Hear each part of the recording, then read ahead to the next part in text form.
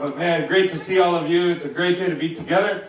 We're finishing up our series today on fear, on Fear Factor, talking about fears in our lives, and I'm excited about the message. But next week, everybody say next week, we are starting a series called Anchored to Eternity. Everybody say with me, Anchored to Eternity. And it is a series, actually, that we have never done before in our church, ever. Never, ever, not a single time. We're going to be taking a few weeks to talk about heaven. We're going to talk about heaven. When I was growing up, I always wondered about heaven because everything I saw on TV was like angels with wings on clouds playing harps. Anybody know what I'm talking about? And I was like, God, if that's heaven, I don't know that I want to go there. Like, heaven sounds cool, but that, not really. Like, wouldn't I get bored after? Who would be bored with that? Yeah. And I'm a musician, okay? But I would still get bored with that after a while. And the other thing I thought was that heaven was just, they always told me, heaven, you're going to go there and worship God forever. And I was like, oh, no. But man, after a while of singing, my mouth starts getting like, tired. Anybody know what I'm talking about? Like after you sing for a while, like the muscles are just like, oh man, I'm done. I love you, God. But is heaven like I have to sing forever? I love singing, but not forever. And so I really always wondered, like, what will heaven be like? Well, we're going to talk about that starting next week. And I'm super excited. And you got some people in your life. Who's got some friends or family that are hopeless in your life right now? Anybody? If you've got some hopeless people in your life, let me tell you right now, you've got to bring them next Sunday. Because we're going to be giving some hope to people about what their eternity can look like when they put their trust in Jesus. You guys with me? Yeah. So that is starting next week. Super excited about it. It's going to be awesome. All right. I think those are my only announcements. I'm excited about this Wednesday too. Who's ready for trunk or treat? Yeah. And if you don't have kids and you're like, why should I come? Because we need you to help, so come. And if you have kids, come enjoy or come and help or do both or whatever. We're going to have a great time. And let me tell you how committed I am to making this happen this coming Wednesday. Me and my brother Jordan and my two other brothers just lost our grandpa a week ago. My mom's dad, he passed away. He was 95 years old, and now he is at home with Jesus. But we got to fly out for his funeral, and we are so committed to the trunk or treat that we are flying out at 11:30 from LAX because that is the only flight they have available. And we're getting up to Seattle, Washington at 2:30 in the morning, and I'm probably barely going to sleep. I'll make him drive so I can sleep. And to do that, because we are committed to seeing this trunk or treat be an amazing thing this coming Wednesday. And then we'll make the 11 a.m. funeral on Thursday morning. How's that for pushing it tight? Anyways, we got that going on. And I got to do something real quick right now. October is known as Pastors Appreciation Month, where churches appreciate their pastors. But we got a couple pastors in our church that do so much to serve and give. One of them is Gerardo, who mainly serves in our Spanish congregation. The other one is my brother Jordan, who has such an important role in this church. So Jordan, you need to come up here right now, because we are going to give you a round of applause for all that you have done here as a part of City Life. I am so thankful for you. And you guys need to know that he's not a pastor here because he's my brother. I mean, that might be half of it. But it's not like there's special treats, for people that are brothers or family or whatever. In fact, when you're a family member, there's a whole lot more sacrifice involved than there are benefits. And those who have been in church ministry know exactly what I'm talking about. But when you're in ministry as a family, doing stuff as a family with family members, you ask the most out of them many times than you ask out of anybody else. And Jordan is consistently, just so you guys know, the first one here every single Sunday morning, and consistently one of the last ones here every Sunday afternoon. And your love for this church is admirable to me and everybody else, so I am thankful for you. A little small gift. I love you, man. All right. Now I think that's all my business. We are done. Let's get into the business of the Word of God. I'm going to be talking through a few words of Jesus today. We're going to put up the verses up on the screen. And I'm going to talk through these, then we're going to pray and jump into this message. Found in Matthew chapter 10. If you have bulletins, you can write notes on there. Write the notes down, write the verses down, whatever works for you. Matthew 10, verses 28 to 31. Some very important words of Jesus. Who is ready to be free from fear? Yeah, amen. He says, don't be afraid. Look at somebody close to you and tell them, don't be afraid. Don't be afraid of those who want to kill your body. They cannot touch your soul. Fear only God, who can destroy both soul and body in hell. Doesn't that sound good for your Sunday morning? Verse 29. I'll explain it in a minute. What is the price of 2 sparrows? 1 copper coin? But not a single sparrow can fall to the ground without your Father knowing it. Verse 30 says, and the very hairs on your head are all numbered. So don't be afraid.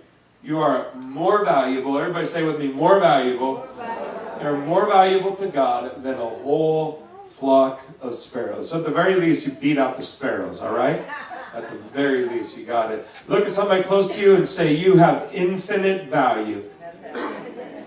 Does anybody believe that this morning? All right, I'm going to talk through these verses in a moment, but before I pray and get started with the message, we heard in the news yesterday, and many of you probably heard, that there was a shooting in Pittsburgh at a synagogue, a Jewish synagogue, where 11 people lost their lives. And they came out with a report this morning that those 11 people were, I think, ranging in age from 50s to 80s or 90s. So we got a whole lot of kids and some parents and some brothers and sisters that lost their family members in a horrific attack. And one thing I want to say about it that doesn't have anything to do with the message is I want to invite you guys as the church and as sons and daughters of God to not be swayed by all the political commentary that happens on TV. Let me be very clear about this. Because everybody is always looking for somebody to blame. There's only one person to blame. His name is Satan. Yeah. And evil. That's it. Well, no, it's because the president or this Democrat leader, this one, or they said these things. No. No commentary from any person in any place can cause the type of status of the heart to do something as evil as that. Only sin does that. Yeah. Am I making sense to everybody? Yeah. Now, don't get me wrong. We can all have conversations about what to do in politics in the nation, all that type of stuff. But that was purely an act of evil. People also talk about mental illness. You've heard that coming in too? Has anybody heard that? Let me tell you. I have known and still know plenty of people who have done with mental illness that do not do those things. Because it is not even an issue of mental illness. It is an issue of evil. And where there is evil in the human hearts, mental illness or not, those types of things happen. Now, don't get me wrong, we still got to help those who have those illnesses and help people who are in difficult situations. But we live in a broken world where these types of things happen. Am I making sense to anybody? And that is the truth of this. And the reason why that is so important to believe, hear me on this, is because I believe that that is evil, I also believe in a God who defeated it and has a plan for the end of days. Because if I believe that this problem was only human and could be solved in only a human way, then we would have a human utopia by human means. But that is absolutely impossible. So we have to put our trust in a God who is able to do what humans cannot. Okay, I'm already preaching. But I got to get into this message. So let me pray, and we're going to pray for that synagogue, and then we'll jump into the Word of God today. Jesus, we thank you so much for being with us here today. We thank you for your presence, your life that's in us, your grace that is with us and sustains us. God, right now we ask that you would bring your comfort and peace to all of those who are affected by this shooting. Put your hand upon all the family members and the friends, those people that are scared of even going to their synagogue because of something that they think could happen. Even those people that have stayed away from any other synagogues or churches or whatever, who are scared that something could happen. Would you put your peace in their hearts to know that their lives are secure in you? We ask you, God, to do the miraculous in the lives of all those people involved with this shooting, and that through what happened, many, many, many more people would come to know you. That they would know your love and your care for them in the midst of this difficult moment. In Jesus' name. And we all say, amen, amen and amen. Little did I know that an event like yesterday would happen with these verses that I already had selected before yesterday, which starts off right in Matthew. Starts off right from the beginning, saying, don't be afraid of those who want to what? Kill your body. I already had this message prepared. It's amazing how God sometimes allows things to coalesce and come together in an interesting way. So he says, don't be afraid of those who want to kill your body. Why? Because they cannot touch your soul. That is good news for you and me. Why? Because you can take my body, but my soul is eternal. My body's going to be done with at the end of my life anyways. So it's going to be done at 80 years old, or 95 like my grandpa, or at 40 for other people, or whenever. But the soul is what lasts forever. And so Jesus is saying, listen, don't be afraid of those people who can deal death to your body, but they can't do anything to your soul. They have no power. They have no control over your soul. And then he goes on to say this, they cannot touch your soul. Fear only who? God. Let me be clear. You can either fear people or you can fear God. Take your pick. I pick the fear God side of the equation. That usually ends up better for me and for you. Are any people in this room the fear God side of the equation with me? Fear only God, who can destroy both soul and body and hell. When we say the word hell there, that was a reference by Jesus to a place outside of Jerusalem where they would literally burn the garbage and burn the dead animals. And so basically when Jesus would talk about hell, he would talk about the worst possible place that everybody could think of. And imagine if you were anywhere near that dump with the fire, that the stench in that place would have been absolutely horrendous, right? And so he thought of the worst place they could imagine and basically used that as a descriptive way to talk about what eternity would look like for those souls that are lost. Now, hear me on this. Okay, this is a message. Before I go on, everybody look at the person close to you and just tell them, you got to think today.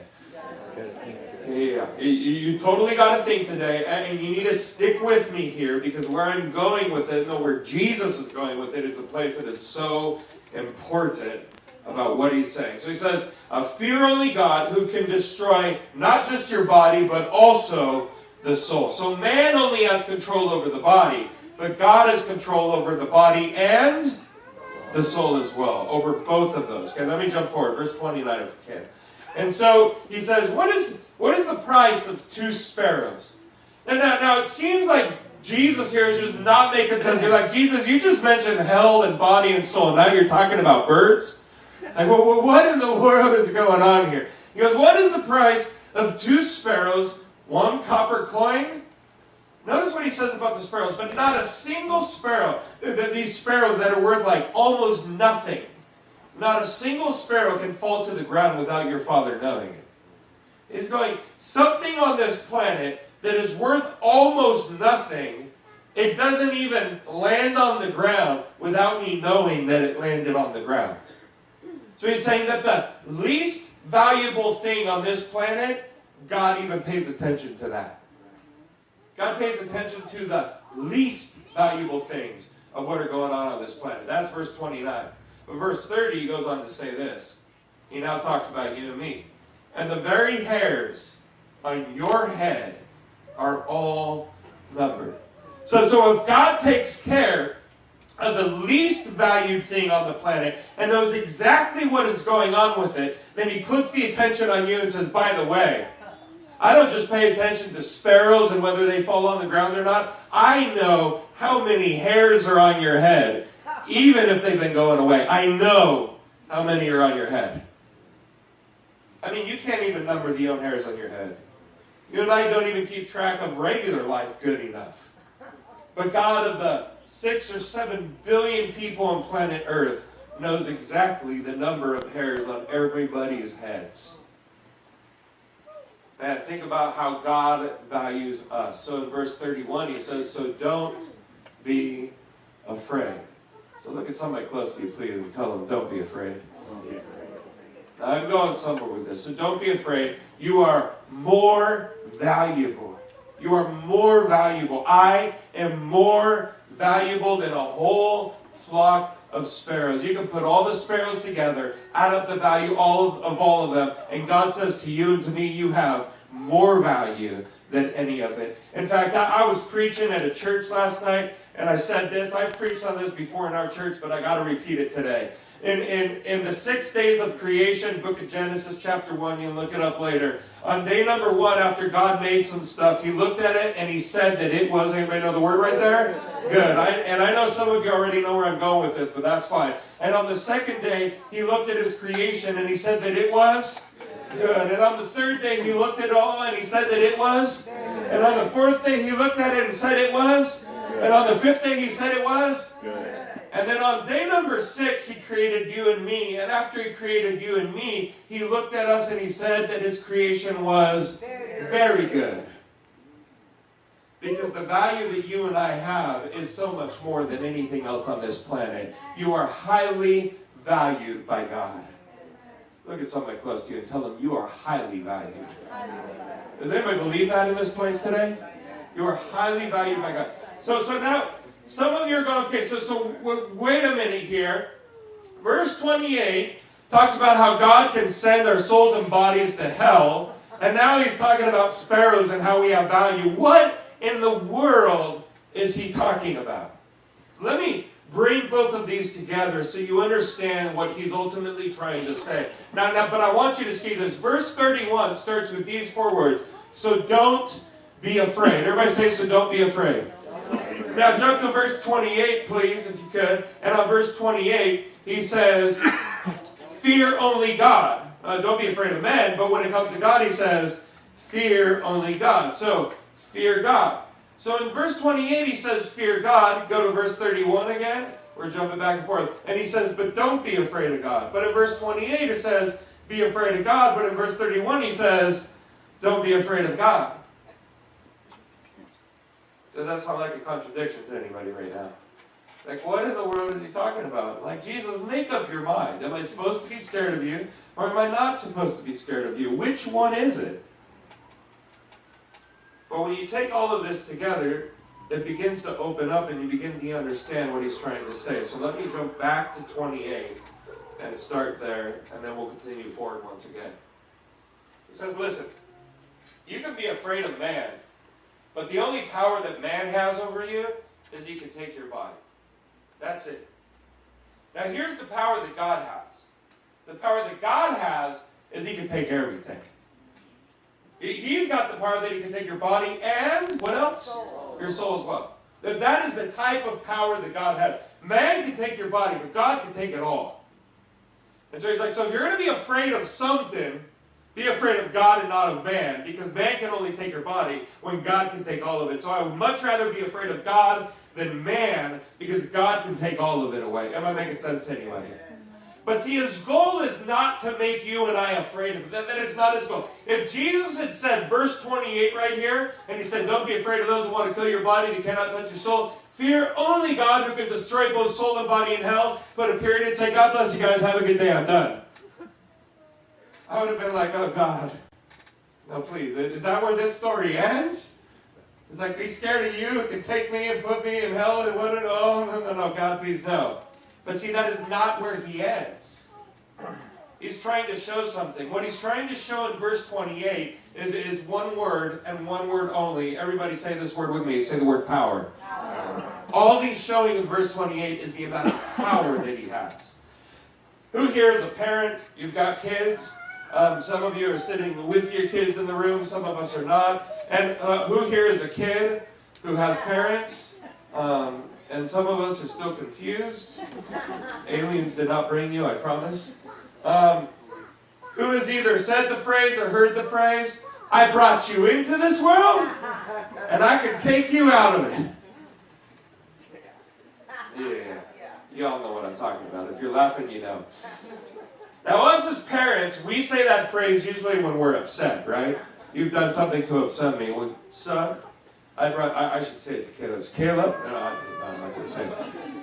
But we say that phrase. And essentially what God is saying in verse 28 is that phrase. But he's not saying it in anger. He's not saying it because you've done something bad. He's just making clear his power, his ability. And he's essentially saying, I brought you into this world, and I can take you out. And that is the power that I have. If I want to destroy your body, I can do it. If I want to destroy your soul, I can do it. I have ultimate power. Look at somebody close to you and tell them, God has ultimate power. But then he's doing this, and I want you to see where he's going, because it's so important. If he stopped at 28, it would be hopeless. I'd be like, I'm done.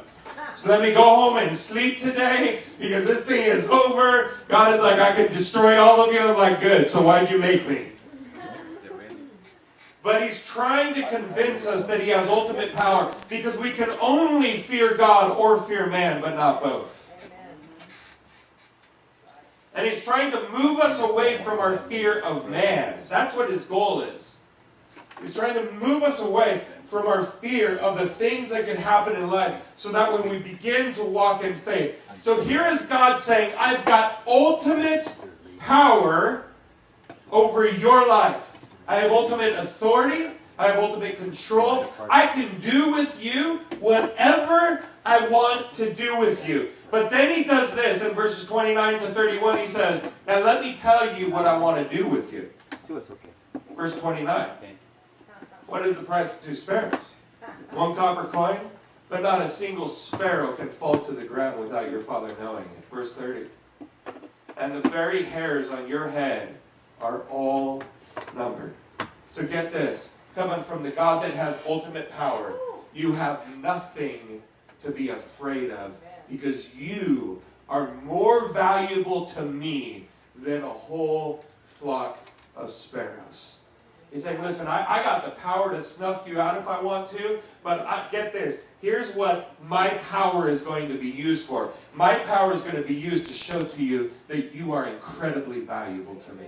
And that there is nothing else on this planet that compares to the value that you have for me. My friends, here's what God is saying. God is saying, I am the strongest there is, the most powerful there is. There is nobody else like me. No man can compare to me. Nobody can do what I can do. And by the way, I will take all of that and it exists to bless you and benefit you, because you are valuable to me. That is the God that we have. Is anybody happy to have a God like that? Because what he could have started with was, be afraid of man because he can take your body and I'm not worth much, but just so you know, you're valuable to me. Well, who cares if I'm valuable to a person that is powerless? They can't do anything for me. And if a person who's weaker than I am says, Jeff, hey, I just want you to know you're really valuable to me. That's great. And when some people come to rob us and that person says, Jeff, you're valuable to me, but I'm a wimp. There's nothing I can do. See you later. Hope it goes well for you. Then that person is completely useless for me. But if God, who is all-powerful, says I am valuable to him, then all of a sudden, there is something good that is going on here. And I've got a God on my side who nobody can defeat. Is anybody thankful that you got a God on your side? Oh, yeah. And he totally is. I want to take a minute and talk about the real concept of fear. And I put a title of this message called Root of Fear. Everybody say root of fear. Because the problem with most of us is that when it comes down to fears in our lives, we actually don't get to the root of those fears. We deal with the superficial things. So we'll say things like, I am afraid of whatever. I'm afraid of heights, or I'm afraid of spiders, or I'm afraid of relationships, or I'm afraid of failure, or I'm afraid of whatever. Put whatever words you want. And these are all the things that we say that we are afraid of. Who has ever said a comment like that? Raise a hand real quick. I'm afraid of something or other. All right. Now look at the person next to you and tell them you're lying. You're lying. You lying. You're like, didn't know I was. Thanks for the info. You are. You're like, no, Pastor, you're wrong. I am actually afraid of that. No, you're not. Let me explain. And I'm going to explain it from my own life to make it, maybe a little bit more real. One of my biggest fears, I don't have a lot of fears in terms of, the animal world like some people do. I'm not afraid of heights. I can go up a high elevator. I have a respect, like a healthy fear of heights, and that, like, I look over the edge and I don't jump, because that would be bad. My heart beats a little bit, like I think almost any person does. But in a general rule, I don't, I'm okay with heights. I'm okay with spiders. I'll kill some. I'll release others into the yard, depending on if I feel benevolent on that day. To those spiders in that moment, I'm God, apparently. And I'm not really, but anyways, I'm not afraid of all those things. I don't live my life afraid of bears. Now, if I was in the forest and one came, I'd be scared. But I don't live my life every day waking up going, a bear's going to attack me today, so I don't have that fear. My biggest fear in my life is fear of failure.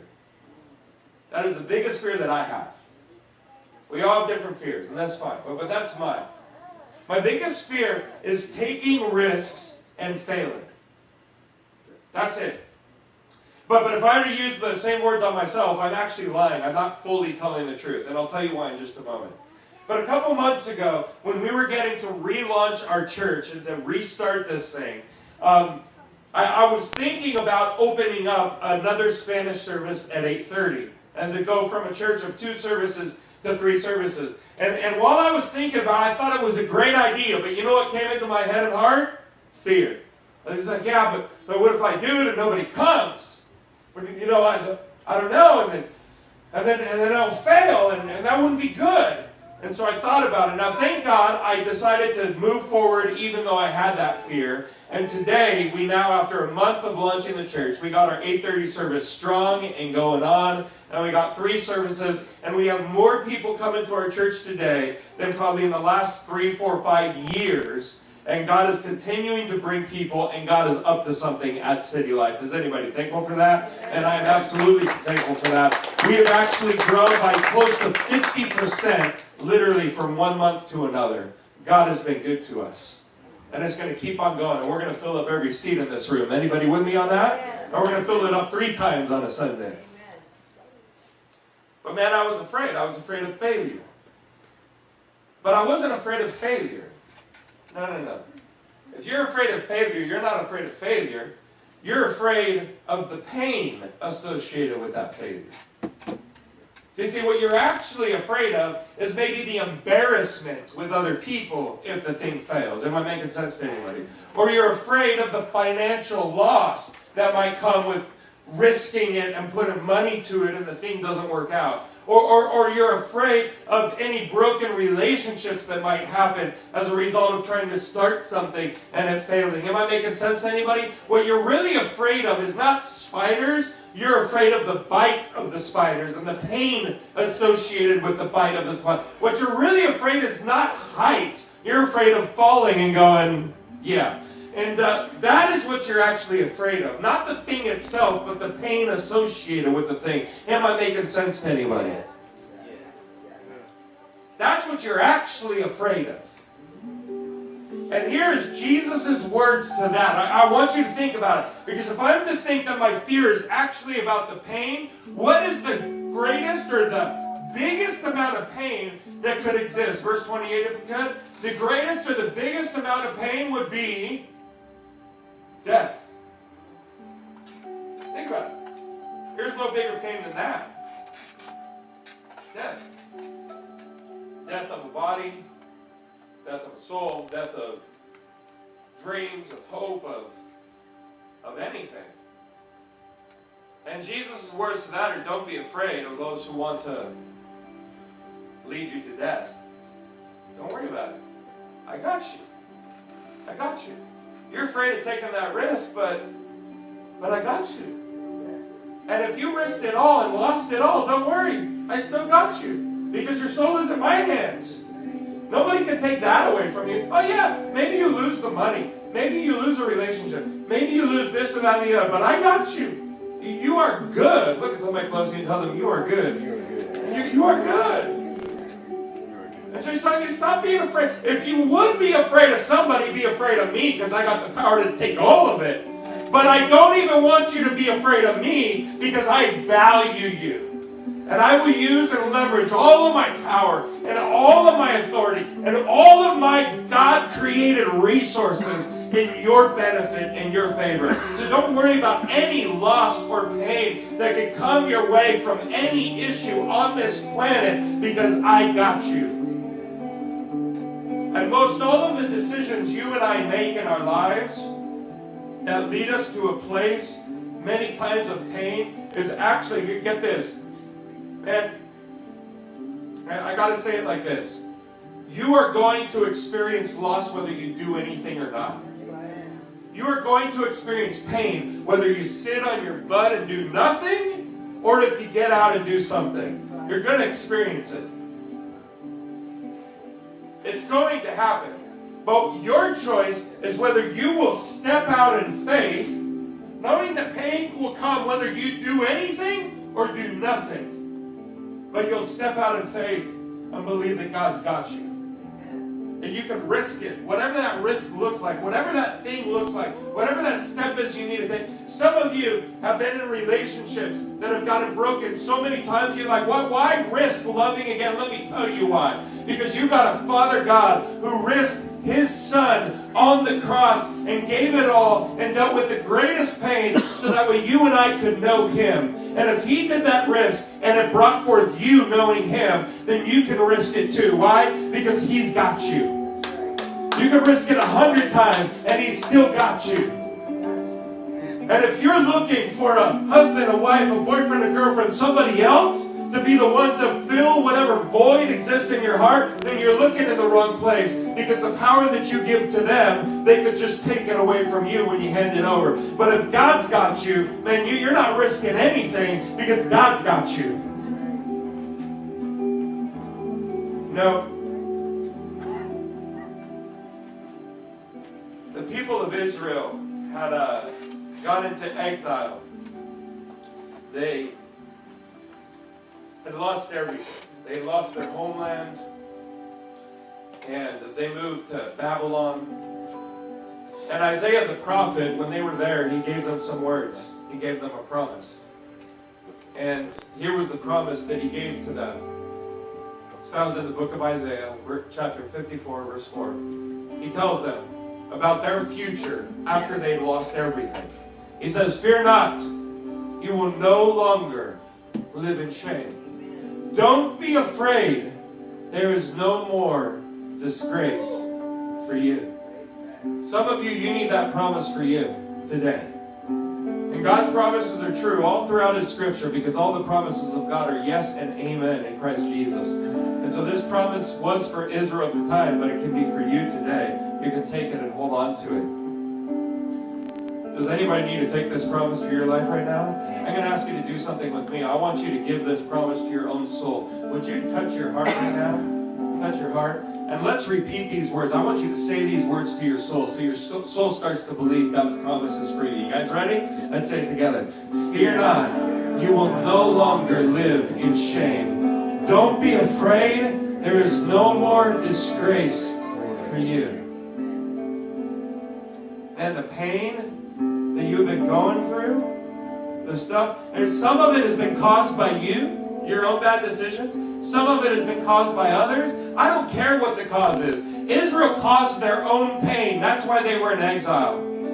But God's promise to them, He didn't say, well, because you screwed it up, for the record, you're doomed. No. To the people that even through their own sin and mistakes, He told them, fear not, you will no longer live in shame, because even your bad decisions are just momentary. They do not need to define the totality of your life. They can define the moment, but let me define your eternity.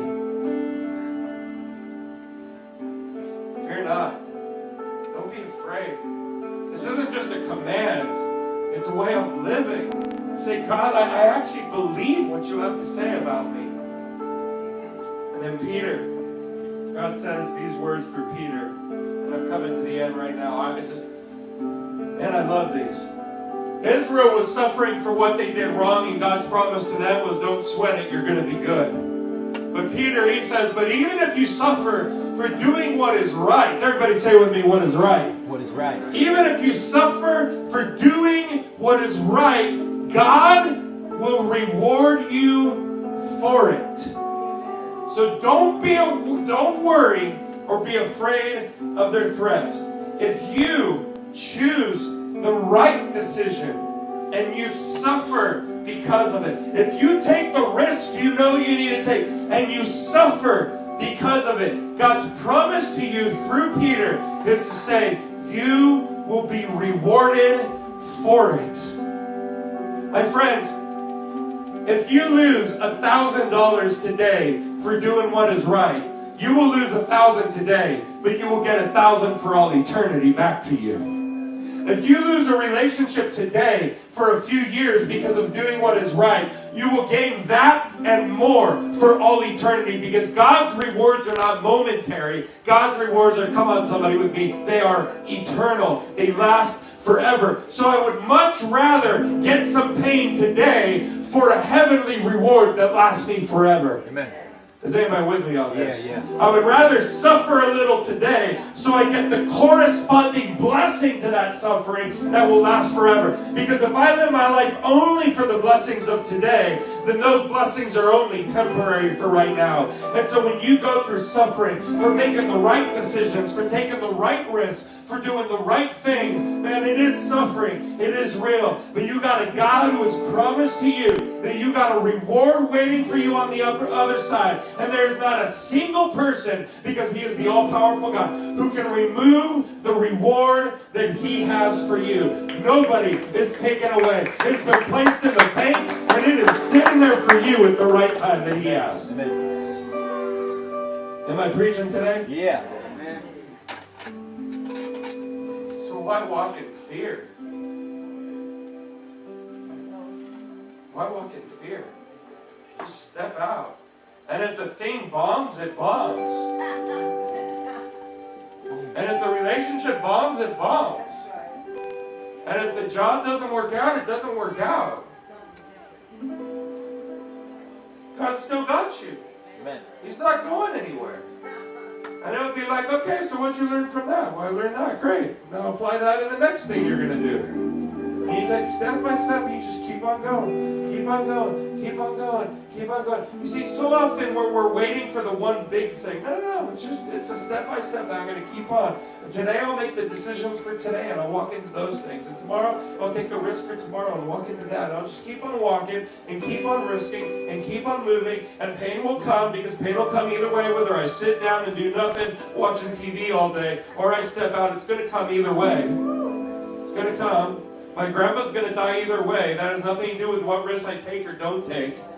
Pain is going to happen. The situation like Pittsburgh is going to happen. I wish it didn't, but the pain, it's going to happen. But God's got you. Yeah. And if man took away everything from me, then I know that on the flip side of that, I'm going to heaven. I got everything for me available right there. So I'm not going to sweat even the worst possible loss on this planet, because I know what He has for me. That's right. And I know what He has for you. So let's stop living in fear, my friends. And let's start living in faith. Anybody with me today? Stand up with me. We'll come to the end of our time. Otherwise, I'll just keep on talking. I gotta stop sometime.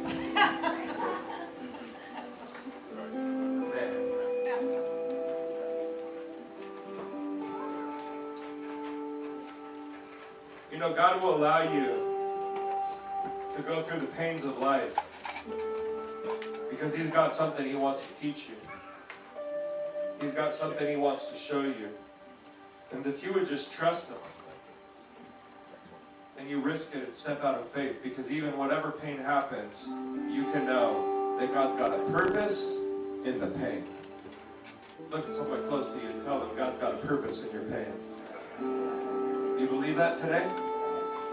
Whatever it is, He's got a purpose in it. I want to pray for you guys. Lord Jesus, today, I thank you that you are the all-powerful God who has the power to remove everything. You can take it all away.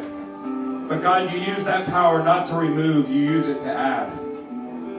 You use your power not to hurt, you use it to bless. And when I put my trust in you, I open myself up to all that you desire to do in my life. And so God, I pray that you would help each and every one of us to be able to come to that place of saying yes to you, to walking with you, to seeing your hand upon our lives and experiencing all that you have for us.